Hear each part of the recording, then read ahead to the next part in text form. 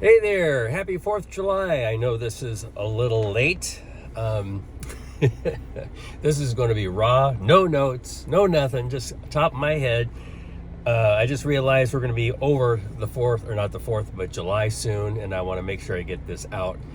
I've been thinking about doing this video for a long time, and I wanted to get it out before the 4th of July, just to wish everybody well, but I think I've been thinking about it. There's something that's changing that I need to share. And we're not going to get political or anything like that.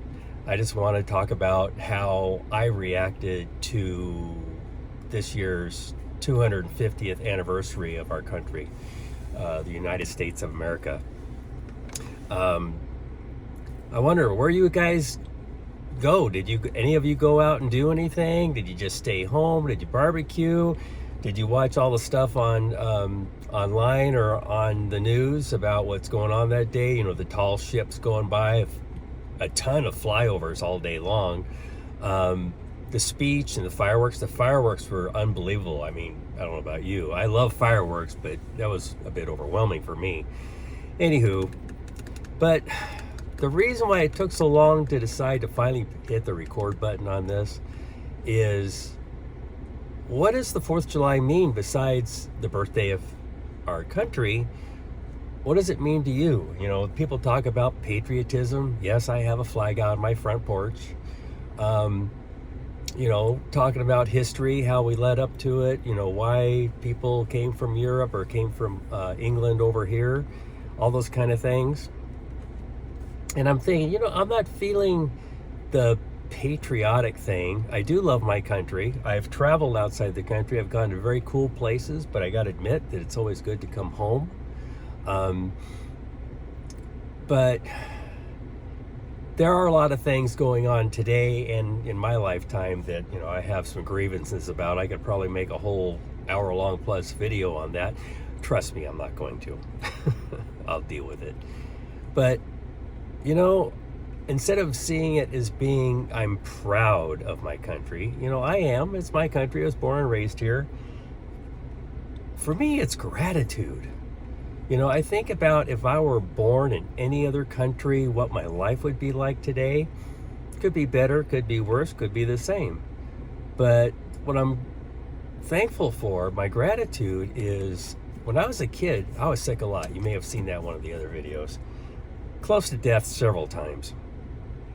And because of the availability of medicine in this country way back when, I'm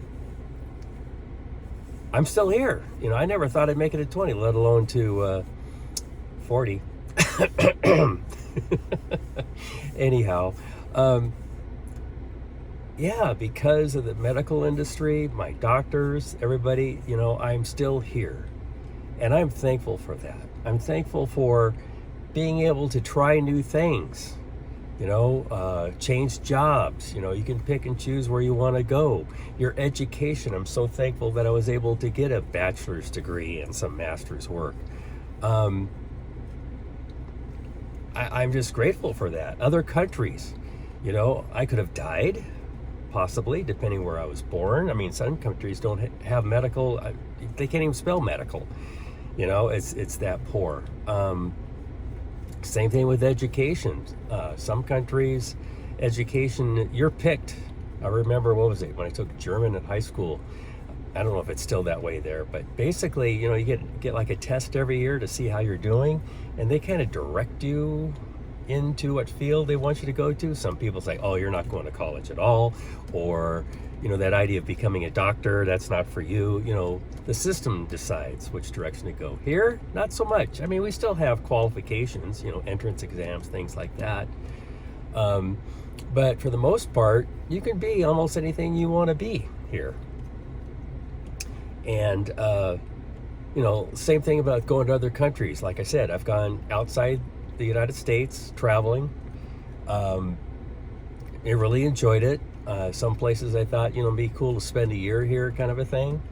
But coming home is home. You know, with all of its scars and freckles and everything else, this is home. And I'm grateful for having the ability to live here, to be born here, to be a citizen here.